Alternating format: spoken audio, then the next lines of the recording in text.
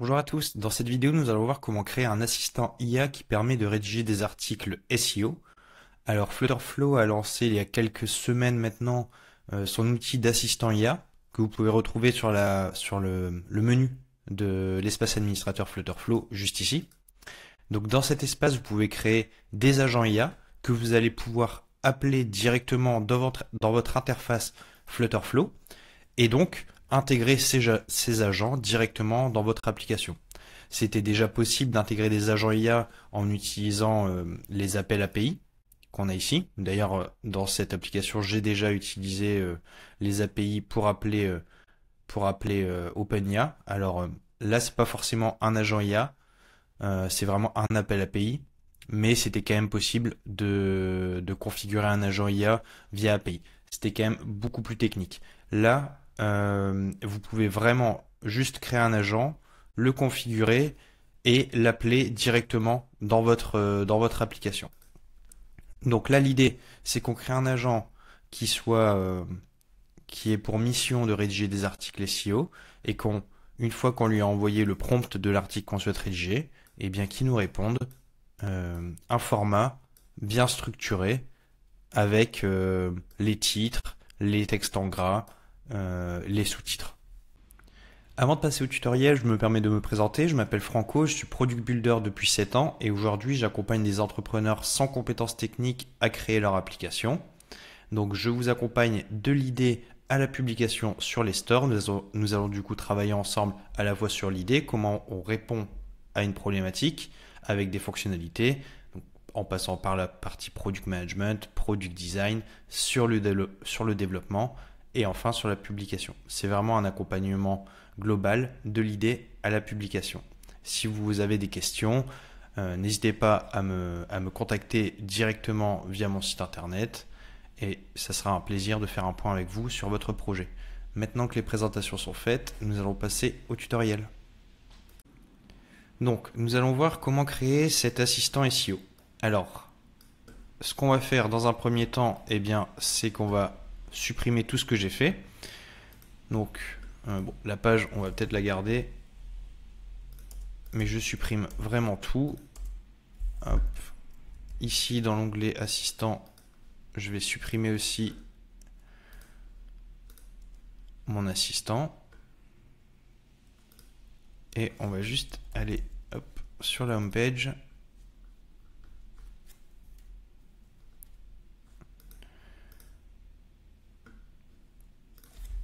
Et lui, on va le renommer. Donc là, c'est juste parce que c'est mon application pour faire tous mes tutos, hein. Donc ça n'a pas vraiment d'intérêt pour notre exercice. Mais donc j'ai une page qui va s'appeler SEO Assistant IA et qui va avoir pour but de nous permettre de rédiger un article IA directement via un prompt en appelant un assistant. Donc ce qu'il faut comprendre avant de commencer, eh bien c'est déjà le setup de base. Comment est-ce que je peux faire ça depuis Flutterflow? Donc comme je le disais en introduction, Flutterflow a introduit une mise à jour qui permet de créer des assistants directement depuis votre espace. Donc là je l'ai supprimé, mais je vais du coup créer un nouvel assistant. Pour créer un nouvel assistant, je vais appuyer sur ce bouton. J'ajoute un nouvel assistant et je vais le mettre, hop, c'est un agent SEO. J'ai créé mon assistant. Alors maintenant, il va falloir le configurer. Pour préciser, dans cette vidéo, je vais utiliser Firebase. Donc pour suivre ce tutoriel, vous devez impérativement avoir un compte Firebase de créer et de connecter à votre projet Flutterflow. Je ne repasse pas sur la configuration d'un compte Firebase à chaque tuto parce que je l'ai déjà fait sur la chaîne et ça ferait perdre trop de temps. Donc maintenant qu'on a notre agent, on va devoir lui donner une description interne. Donc ça c'est vraiment pour nous à quoi sert l'agent, savoir à quoi sert notre agent. Donc je vais être très succinct. C'est un agent SEO comme son nom l'indique. Et ici dans le système message, donc c'est vraiment le brief que l'agent va suivre. Donc pour faire ça, on va lui donner une mission très précise. Donc là, je vais copier-coller le prompt que que j'utilise. Donc ton rôle est de me générer uniquement un article SEO structuré avec des balises HN. Donc les balises HN, c'est le titre principal, le titre secondaire, c'est la hiérarchie des titres, hein, titre, sous-titre. Mais quand on crée des blogs en HTML, ça s'appelle des balises et on appelle ça une balise H1, H2, H3. Donc H1, c'est le titre principal, c'est le plus gros. Il n'y en a qu'un sur une page. Ensuite, H2, c'est les titres secondaires. H3, les titres tertiaires. Et ça va jusqu'à H6, si je ne dis pas de bêtises. Ne fais aucune introduction ni conclusion hors sujet. Ne me salue pas, ne précise pas que tu vas rédiger un article ou que le voici. Rédige directement l'article en commençant par le H1. Utilise un ton professionnel, fluide, optimisé pour le référencement. Ajoute des mots-clés naturels dans le texte, aucun contenu superflu en dehors de l'article lui-même. Alors ce prompt, il y a une raison, hein. C'est que d'utiliser ce prompt, c'est que ce qu'il faut comprendre avec les IA, c'est qu'elles ont tendance à avoir un niveau, on appelle ça un niveau d'hallucination. C'est que si je lui dis juste rédige-moi un article SEO, il va me dire très bien, voici l'article, je l'ai structuré de cette façon, et ensuite vous allez avoir l'article. Là, l'idée de cette fonctionnalité, c'est vraiment d'avoir un prompt, on a juste l'article, on ne veut pas que l'agent IA nous dise bonjour, voilà, l'article est terminé, j'espère qu'il vous plaira, n'hésitez pas à me faire des retours. C'est pas ça l'idée. Là, l'idée, c'est d'avoir vraiment quelque chose d'efficace. Donc, je lui précise que je veux vraiment que l'article, qu'il ne me parle pas d'autre chose. Maintenant que j'ai briefé mon système, je vais choisir un provider. Donc là, on peut choisir 3 providers, Anthropic, Google ou OpenAI.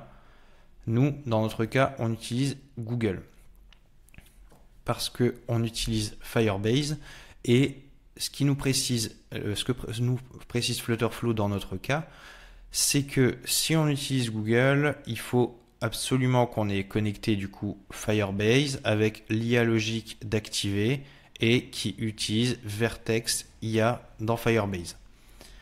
Donc on va aller voir tout de suite ce qui se passe dans Firebase parce que sinon ça ne marchera pas. Sur Firebase, vous allez avoir un onglet qui est disponible, IA logique. Sur cet onglet, vous allez pouvoir activer Vertex IA quand vous allez arriver sur cette page. Donc là, moi je l'ai déjà activé, mais vous allez arriver sur la page vide, vous allez avoir le bouton commencer, il va vous donner 2 choix.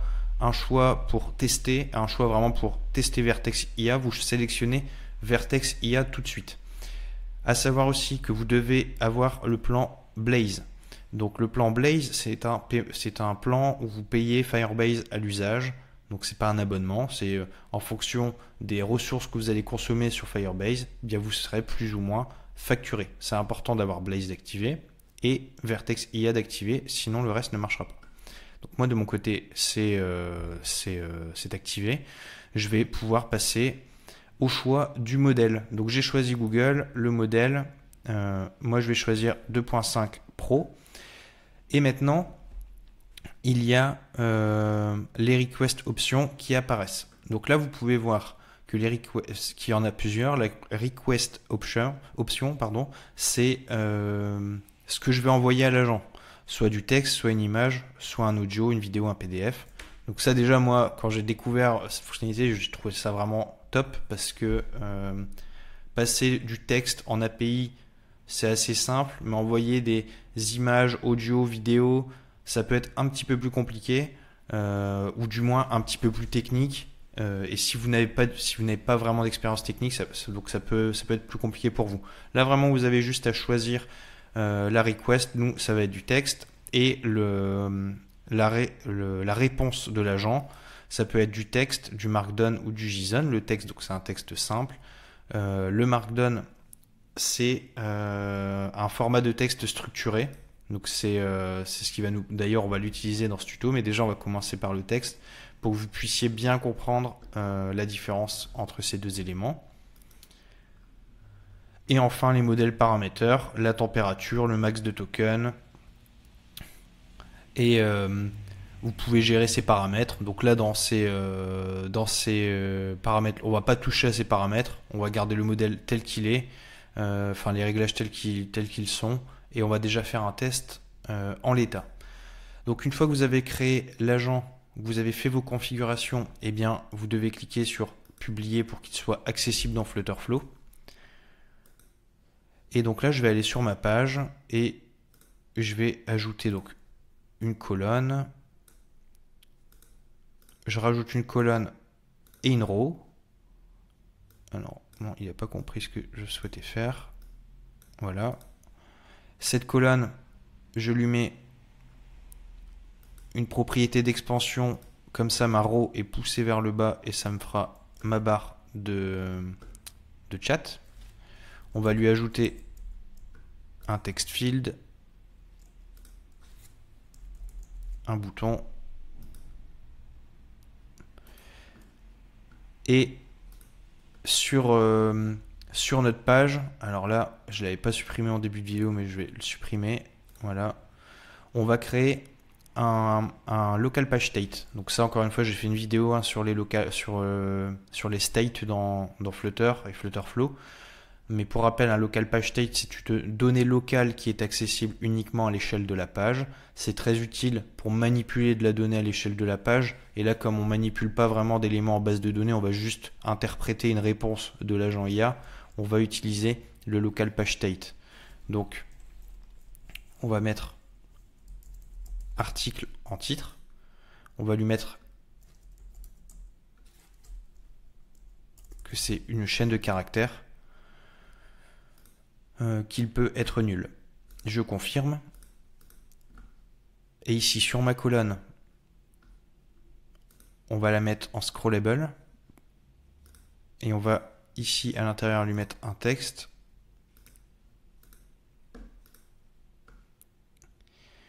Qui va prendre donc en valeur. Pour mettre la valeur, je clique sur les paramètres au-dessus de mon champ texte et je vais aller chercher le page state article.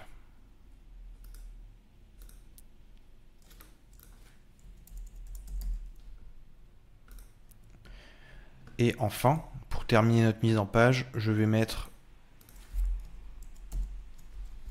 de l'espacement pour aérer un peu les choses. Et là, je me rends compte que je n'ai pas totalement terminé.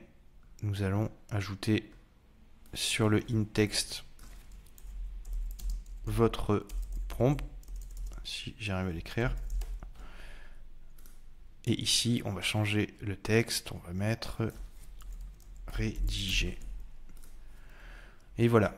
Donc, maintenant, la structure de notre page est faite. Nous allons voir comment maintenant appeler notre assistant.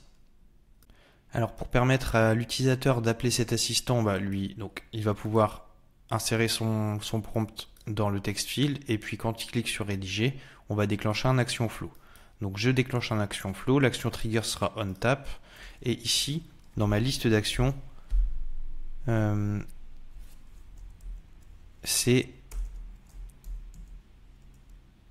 vais avoir un nouveau type d'action qui va être disponible. Alors c'est agent si je dis pas de bêtises. Voilà. Donc dans les intégrations, j'ai IA agent qui va me permettre d'avoir une action send message. Donc j'ai l'action type j'ai l'action qui a été ajoutée. Je peux soit envoyer un message, soit clear le chat historique, c'est-à-dire vider l'historique des messages avec l'agent. On va pas vraiment l'utiliser là dans notre exemple, cette option. Je dois choisir un agent, donc je choisis l'agent SEO et ici, je dois lui donner une conversation ID, c'est important ce point-là, parce que c'est ce qui isole notre conversation et ce qui nous permet de la retrouver. Donc rédaction article. Le text input, ça va être le widget texte, votre prompt. Alors là, ça c'est important à chaque fois de bien nommer vos différents widgets, parce que là, bon, on en a qu'un dans cette page, mais dès que vous avez plusieurs text fields, etc., c'est plus difficile de les reconnaître. Donc là, j'ai bien text field, votre prompt, j'arrive à l'isoler. Et l'action output, donc c'est ce que me retourne l'agent, enfin Et donc, je vais pouvoir récupérer l'article agent.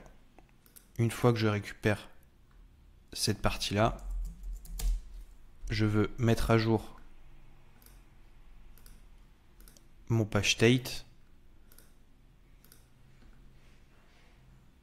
avec l'action output agent. Et on va voir ce que ça donne maintenant en faisant un test en réel. Donc, nous allons aller sur notre émulateur que j'ai déjà lancé au préalable. Donc là, je fais une remarque parce que j'ai pas mal de clients qui n'utilisent pas forcément l'émulateur. Là, ce que vous voyez utiliser, moi j'utilise donc un MacBook. J'ai Flutterflow en local et j'utilise la suite Xcode qui me permet d'avoir l'outil Simulator qui me permet de simuler des iPhones hein, avec différents iOS d'installer dessus. Et ça me permet vraiment d'avoir un rendu assez réel quand je crée des applications. C'est vraiment juste un émulateur d'iPhone qu'on peut utiliser en fait avec d'autres technos, hein. Mais là, on l'utilise avec Flutterflow. Et donc, une fois après, j'ai mon iPhone qui est disponible ici et je peux l'utiliser. Donc, on va aller sur notre assistant SEO. Rédige-moi un article sur le no-code avec Flutterflow.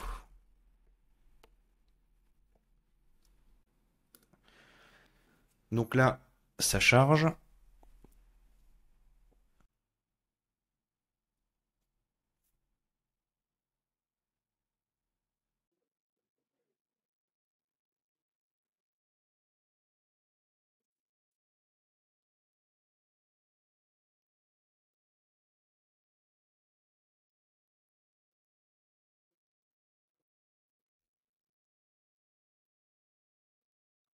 Et donc on récupère quelque chose, donc un texte qui est un article effectivement structuré.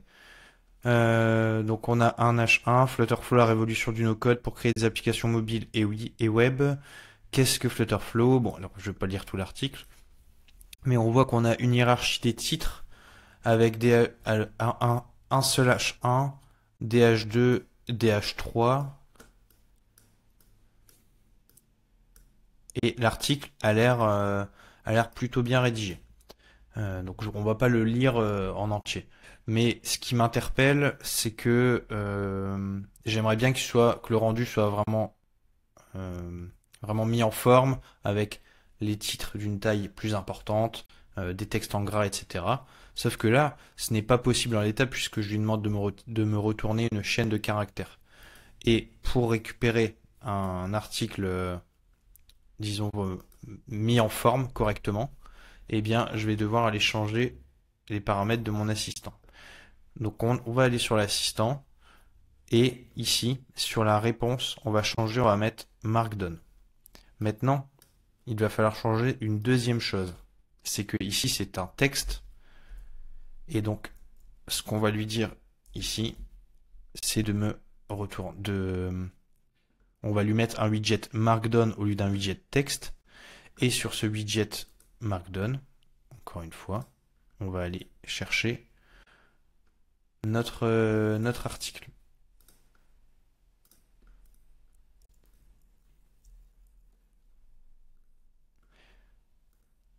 Je vais du coup relancer l'application.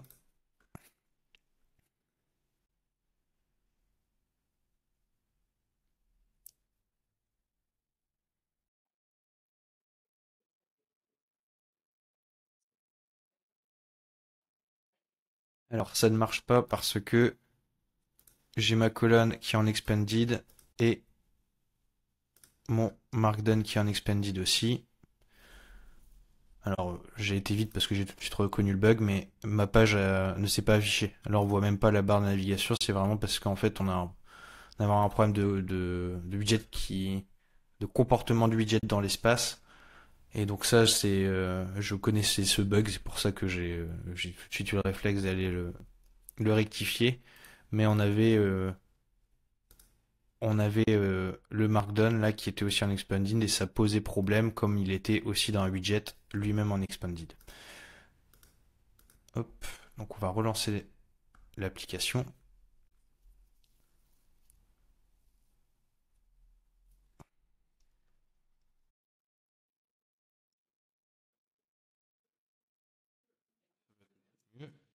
Rédige-moi un article sur le no-code avec Flutter Flow.